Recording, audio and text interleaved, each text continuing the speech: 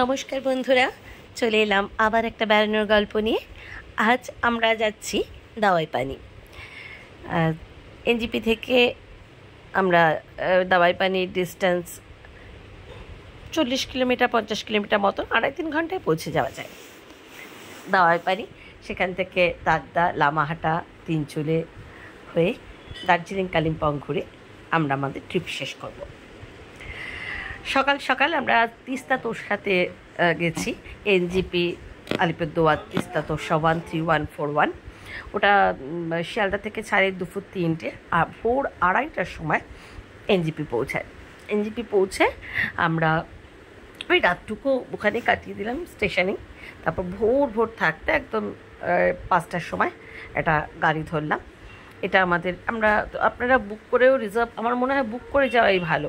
মানে একবারে যদি 3 দিন বা 4 দিনের জন্য বুক করে যান, পার ডে 2,500, ছোটো গাড়ি, বড় গাড়ি হলে 3,000 মতন নেয়, তাহলে কিন্তু রেটটা কম পড়বে। আমরা প্রত্যেকটা কাটা কাটা গাড়িতে নিয়েছিলাম, সেজন্য আমাদের কস্ট কিন্তু কম্পারেটিভলি বেশি পড়েছে।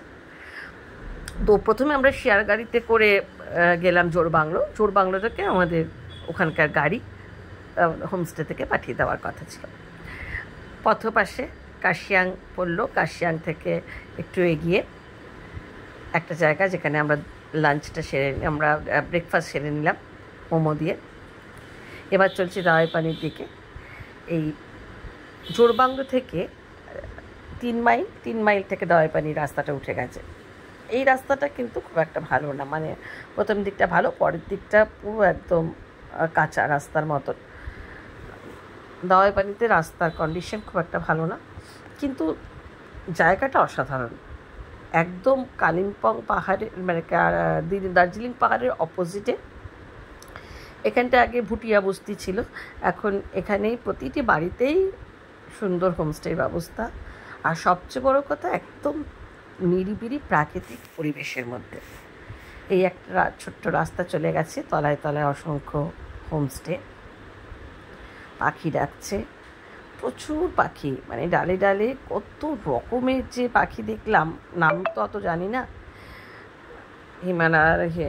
হিমালয়ান ছোট ছোট যে বার্ডগুলো, বিভিন্ন মাল্টি কালারের, সানবার্ডের মতন, তারপরে মোনাল টাইপের অনেক পাখি। তো খুব সুন্দর নিরিবিলি, চারদিকে পাহাড় দিয়ে ঘেরা আর গাছপালা, মানে আপনি নিশ্চিন্তে বসে থাকতে চাইলে। আর এক পাশে কাঞ্চনজঙ্ঘা। প্রথম দিনটা আমরা কাঞ্চনজঙ্ঘা সেরকমভাবে দেখতে পাইনি, কিন্তু সেকেন্ড দিন কিন্তু দারুণ কাঞ্চনজঙ্ঘা দেখেছি। রাত্রে খুব বৃষ্টি হলো, দুপুরবেলার দিকে আকাশ কালো করে, তারপর একদম ঝকঝকে সকালবেলা কাঞ্চনজঙ্ঘা দেখা। হোমস্টে এই ছোট্ট জায়গা, এই রাস্তাটা এইটুকু জায়গা, কিন্তু প্রত্যেকটা বাড়িতেই হোমস্টে আছে। একদম অপোজিটে রাত্রিবেলা এখানে এই হোমস্টেটা এই নীল রঙের, যেটা আলোয় ভরে যায় একদম নিচে। আর এই পাটটা থেকে দার্জিলিং আমরা রয়েছি। এই পাটটা হচ্ছে দাওয়াই পানি। ছোট ছোট অসংখ্য হোমস্টে। এখানে inclusive all breakfast, lunch, dinner সব কিছু নিয়ে 1200 টাকা পার হেড। ভালো। আমরা এটাতে এসেছি লাক্সা হোমস্টে, কিন্তু লাক্সা থেকেও আমার ভালো লেগেছে বেশি এর পরের দিন আমরা যে হোমস্টেটা ছিলাম, বাটান বেন। এখানে খুব সুন্দর, ওরা পাহাড়ের ধাপে ধাপে সবজি চাষ করেছে। আমরা পৌঁছে একটু বেড়াতে বেরোলাম, রাস্তা দিয়ে হেঁটে হেঁটে হেঁটে হেঁটে যাচ্ছি। দুপাশে গাছপালা, ছোট ছোট বাড়ি, রঙিন একদম, আর কত ফুল দিয়ে সাজানো, খুব সুন্দর, নানান মাল্টি কালার্ড ফুল দিয়ে প্রত্যেকটা বাড়ি সাজিয়েছে। তার ভেতর দিয়ে রাস্তা চলে গেছে, মাঝখান দিয়ে অনেক হোমস্টে। এটা হচ্ছে রিঞ্চে হোমস্টে, আমরা লাক্সা হোমস্টে, তারপরে আরও এখানে অসংখ্য হোমস্টে রয়েছে। আপনারা আসলে পেয়ে যাবেনই, বুক করেও আসতে পারেন। অতপাশে একটা ছোট্ট জায়গা, সেখানে চা, কফি, মোমো বিক্রি হয়। এটা আমাদের হোমস্টেটা। আমাদের হোমস্টেতে ফিরে এলাম ঘুরে টুরে। এই জানলা দিয়ে দেখা যাচ্ছে পাহাড়, আর সুন্দর সাজানো, নীল পর্দা, নীল তার সাথে ঘরটাও খুব সুন্দর করে সাজানো।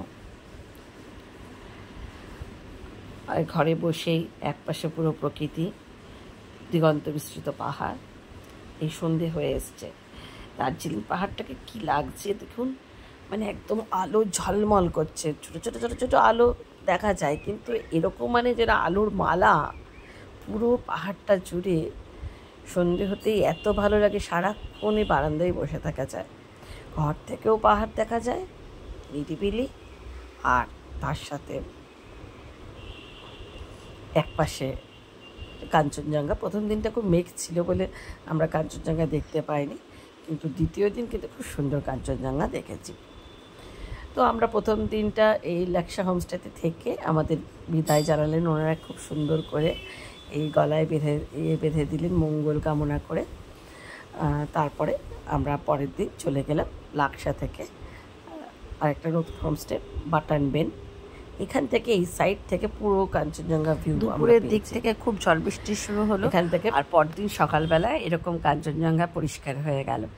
দেখুন একদম মাথার দিকটা, এটাই যেটা স্লিপিং বুদ্ধের মাথার দিকটা, এটা হচ্ছে কুম্ভকর্ণ, তারপরে পিক, তারপরে হচ্ছে কাঞ্চনজঙ্ঘা কোরবা 1 and 2, আর নিচের দিকে পায়ের দিকটা হচ্ছে পান্ডিম আর গোয়েচে।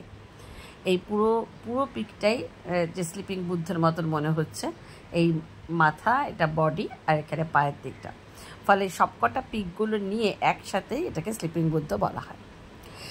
পরের দিন আমরা সকাল সকাল রওনা দিলাম আমাদের সাইট সিনে, কাঞ্চনজঙ্ঘার শোভা উপভোগ করলাম সারা সকালটা বসে বসে। তারপরে আমরা তাকে সাথে নিয়ে রওনা দিলাম সাইট সিনের জন্য।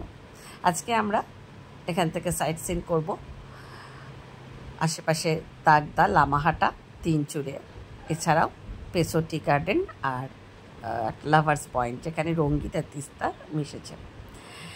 এই এসে গেছি, ওখান থেকে বেশি দূর না, আধ ঘন্টার মধ্যেই পৌঁছে গেলাম লামাহাটা খুব সুন্দর। এখানে একটা পার্ক রয়েছে, আমার মাননীয় মুখ্যমন্ত্রী এটা উদ্বোধন করেছে। এই পার্কটা পুরোটাই এই পাইন গাছের জঙ্গলের মধ্যে, এত ন্যাচারাল বিউটি তো এমনি খুব সুন্দর, আর তার সাথে সাজানো গোছানো, একদম প্রচুর ফুল হয়েছে।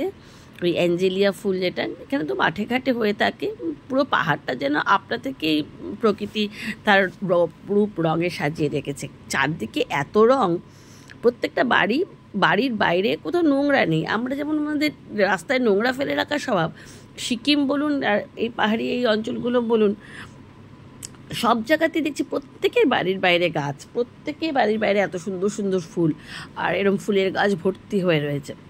এই পার্কটাতে তো ফুলের গাছ অজস্র, তারপরে পাইনের জঙ্গল মাঝে মাঝে, সেখানে আবার ছোটো ছোটো নানা রকমের কটেজ করা হয়েছে, লগ হাট রয়েছে, সেই লগ হাটের উপর থেকে সৌন্দর্য পুরো চারপাশটা ফিল করা যায়।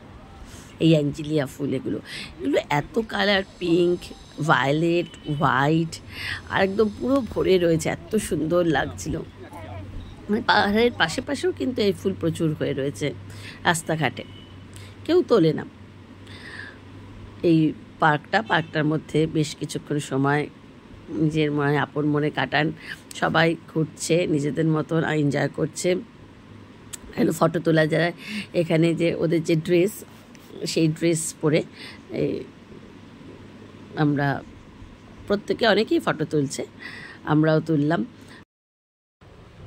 পরিবেশটা খুব সুন্দর, আর হরেক রকমের ফুল ফুটেছে, বেশ নানান পোজ দিয়ে এখানে সবাই ফটো তুলছে চায়ের ঝুড়ি নিয়ে। আমরাও সেই সঙ্গে কিছুক্ষণ নানান পোজে ফটো তোলা হলো। এবার আমরা যাব একটু উপর দিকে একটা লেক মতন আছে ছোট্ট, ওখানে যেখান থেকে লগ হাউস, সেখান থেকে পাহাড়ের জঙ্গলের ভেতর দিয়ে 700 মিটার মতন গেলে একটা ছোট্ট লেক আছে। তো সেই দিকে যাব ঠিক করলাম, কিন্তু কিছুটা পথ যেয়ে আমরা পুরোটা উপরে অবধি উঠতে পারিনি, কারণ ওখানে পথ করা নেই, ছোটো ছোটো ছোটো ছোটো পাথর বিছানো আছে, ফলে পড়ে যাবার একটা চান্স থাকে। তো অনেকটা দূর অবধি গেলাম, তারপরে আমরা আর শেষটুকু যাইনি। আপনারা ইচ্ছা হলে যেতে পারেন, ওপর থেকে চারদিকের ভিউটা খুব সুন্দর লাগবে। একদম পাইনের জঙ্গলের ভেতর দিয়ে রাস্তা চলে গেছে উপরের দিকে, ছোট্ট ঝোড়া, কিন্তু এখন সেখানে জল সেরকম নেই।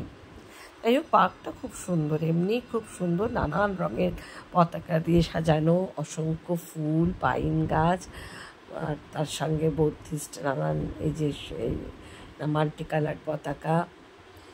খুব ভালো লাগবে কিছুটা সময় নিরিবিলিতে এখানে বসে থাকা, দূর দূর বিস্তৃত পাহাড়গুলো দেখা। রোদ এসে পড়েছে, একটা সবুজ বুগিয়ালের মতন। এখানে লোকাল ড্রেসও বিক্রি হচ্ছে, ঠান্ডা ঠান্ডা হাওয়া দিচ্ছে। সামনে দূরে কাঞ্চনজঙ্ঘা, আকাশ ক্লিয়ার থাকলে পরিষ্কার কাঞ্চনজঙ্ঘা দেখা যাবে। খুব সুন্দর জায়গাটা, বেশ অনেকটা সময় এখানে কাটানো যায়। এখানে আমরা অনেকটা কোয়ালিটি টাইম এখানে কাটালাম, কাটিয়ে এবার আমরা যাব আমাদের নেক্সট ডেস্টিনেশনে।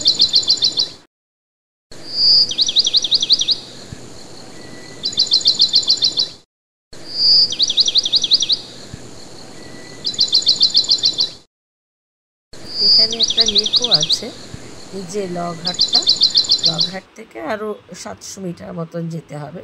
তো ওটা কোনো তৈরি রাস্তা নেই, পাথর দিয়ে তৈরি, পাথর বেছানো, অনেকটা উঁচু হয়ে গেছে একদম। এই পাইন গাছগুলোর মাথায় রাস্তা উঠে গেছে ওপর দিকে, সেইখানে একটা লেক মতন আছে, কিন্তু এখন সেখানে খুব একটা জল নেই, শুষ্ক, সেজন্য আমরা আর গেলাম না।